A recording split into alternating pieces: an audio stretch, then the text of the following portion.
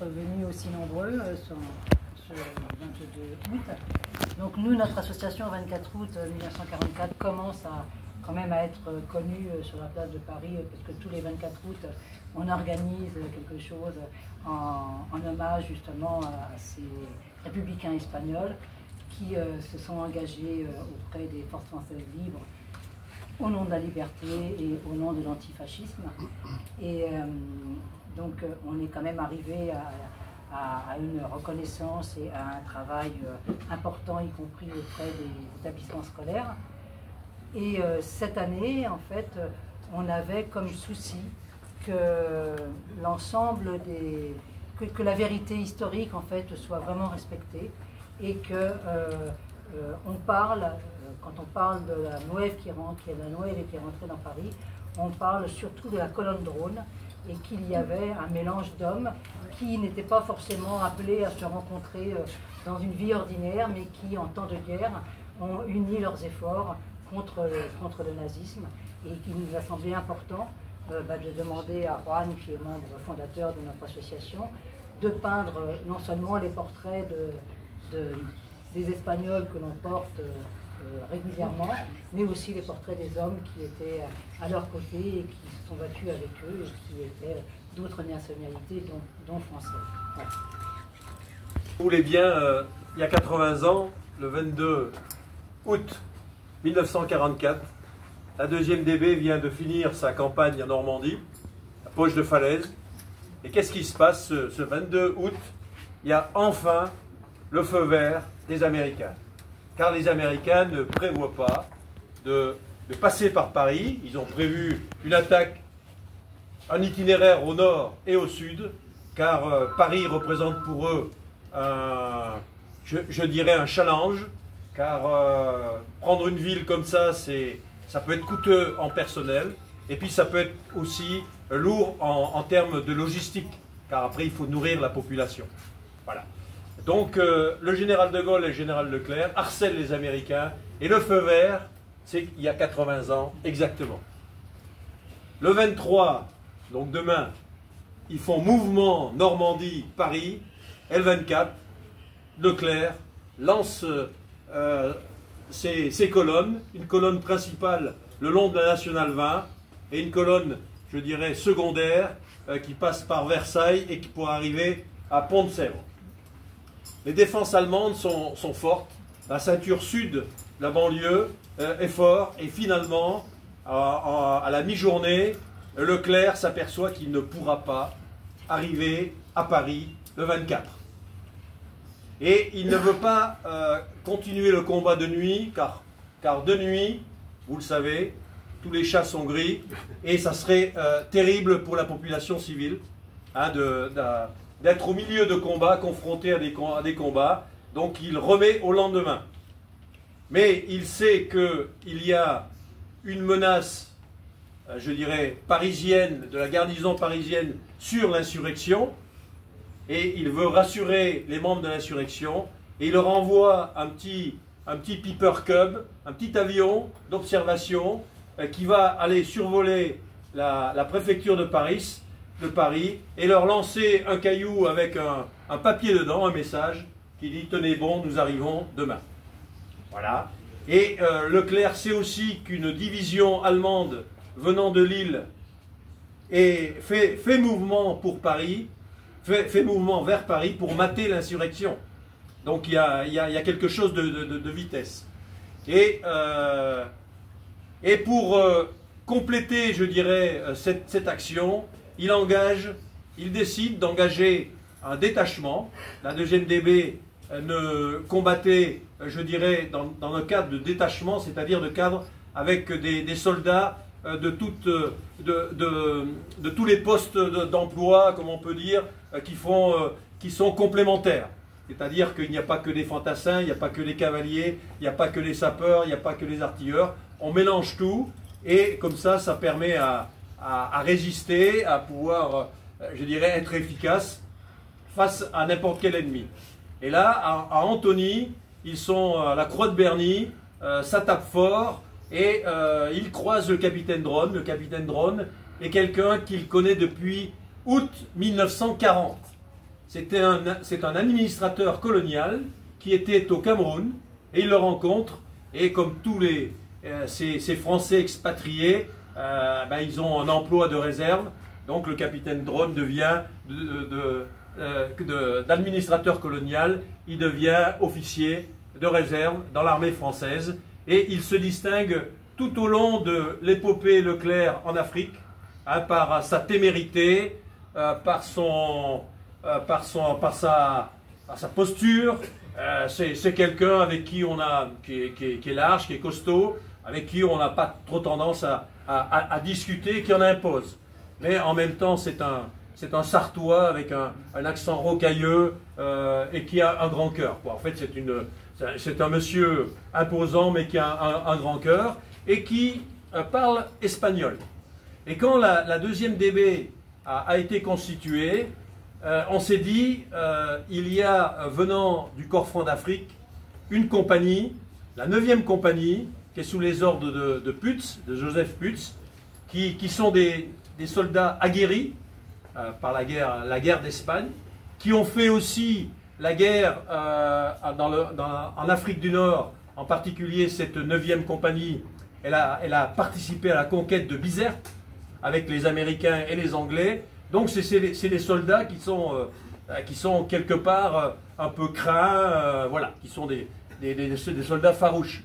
Et tout naturellement, on dit on va donner à cette compagnie le capitaine Drone, car lui, parlant un peu espagnol, il saura, par son courage, par son exemplarité, s'imposer à de tels combattants. Et c'est ce qu'il fallait. Voilà. Et la Nueve est devenue, durant la campagne de Normandie, un des fers de lance du 3e bataillon du régiment de marche du Tchad.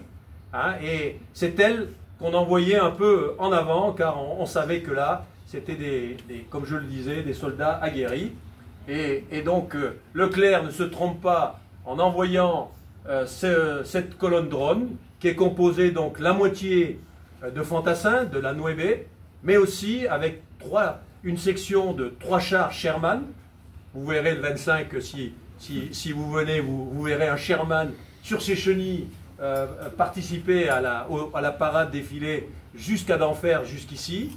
Et puis, et puis une section du génie. Le génie, c'est les sapeurs, c'est eux qui déminent, c'est eux qui peuvent faire sauter les barricades, etc. Donc vous voyez qu'il faut cette complémentarité. Et bien sûr, les 2 sections de la Nueve qui étaient disponibles à ce moment-là, qui eux sont sur Half-Track. Des Half-Track, vous en verrez 5 le dimanche défilés parmi vous. Voilà. Ils sont arrivés à 21h12, bien sûr dans la liesse générale, car quand les Parisiens découvrent des soldats habillés en Américains, ils commencent à se dire ce sont des Américains. Et puis quand ils s'aperçoivent qu'ils parlent français, ils viennent leur demander mais vous êtes Canadiens? Alors ils disent non, mais nous on est Français. Alors bon, c'est la liesse générale.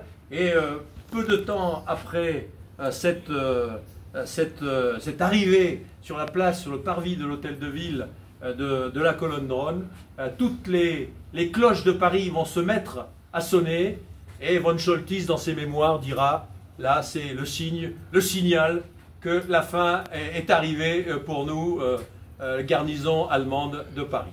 Voilà.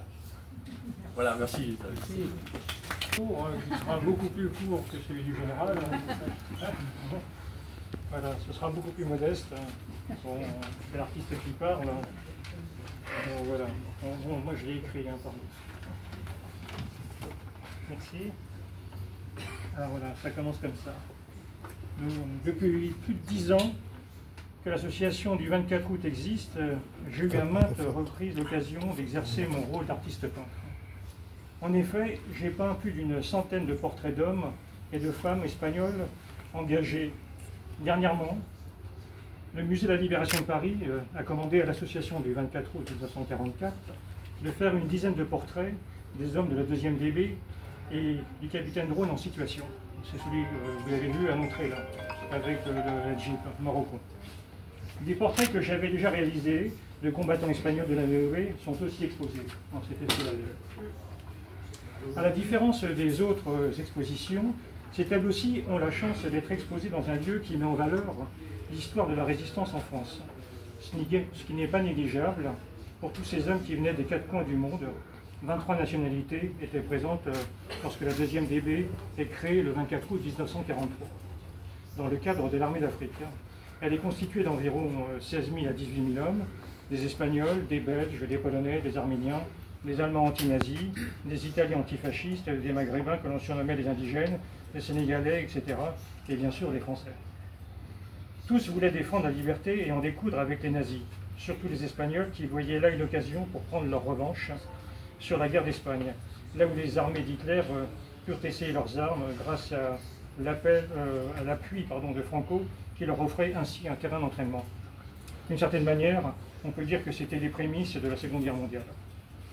Depuis toutes ces années, je ne cesse de peindre des tableaux qui font référence à la mémoire historique.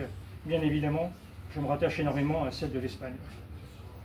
Je puise constamment dedans, ce sont mes racines, celles de mes parents, de mes grands-parents, mais aussi celles de tout un peuple qui a su défendre toute sa vie un idéal de liberté qu'il a poursuivi au-delà des frontières.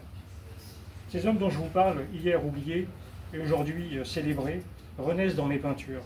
Grâce aux photos qui m'ont servi de support, j'offre la possibilité de mettre un visage sur ces noms qui font partie d'une longue liste dans les archives de la 2e TV. Amado Granel, Henri Caron, Jean Gratelou, Louis Michard et tant d'autres qui ont combattu l'ennemi, c'est-à-dire le fascisme, pendant ces années de guerre mondiale. C'est à eux que nous devons notre liberté aujourd'hui. Prenons exemple sur ces hommes. Je pense par exemple à ces Espagnols qui ont pris les armes en 1936 en Espagne contre les troupes franquistes. La plupart pourtant étaient antimilitaristes, mais cela ne les a pas empêchés de combattre les armées fascistes et nazis jusqu'en 1939. Et ils remettront cela en 1940 contre les mêmes armées. C'est aussi à travers toutes ces pages d'histoire que je continue à peindre, tel un peintre d'histoire et engagé, pour que l'on n'oublie pas ce qui s'est passé à d'autres époques. Ce passé qui nous oblige à mieux nous corriger, à mieux nous tenir, pour pouvoir avancer dignement dans le présent, afin d'éviter de reproduire les mêmes erreurs, d'envisager un avenir plus radieux et plus souriant. La tâche n'est pas facile, et le chemin est encore long. C'est en cela que les peintres tiennent un rôle important à toutes les époques.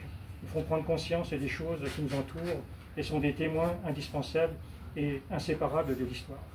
Tous mes remerciements vont aux responsables du musée, tout d'abord au général Jean-Paul Michel, président de la Fondation Maréchal Leclerc de Cloc et de l'Association des anciens de la 2e DB, de la directrice Madame Sylvie Zeinman, et du musée de la Libération de Paris, musée du général Leclerc, musée Jean Moulin, et du conseil scientifique du musée qui reçoit l'association du 24 août, dont je fais partie comme membre fondateur, qui m'ont permis d'exposer dans ce très beau musée qui fait peau neuve et porteur des traces de la Libération de Paris. Merci à vous tous. Bravo.